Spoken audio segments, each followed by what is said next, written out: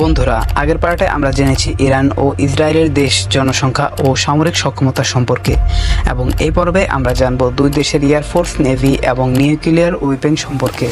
যারা আগের পর্ব দেখেননি তারা আগের পর্ব দেখে আসুন, না হলে কিছুই বুঝতে পারবেন না। চলুন আর কথা না বাড়িয়ে ভিডিওটি শুরু করা যাক।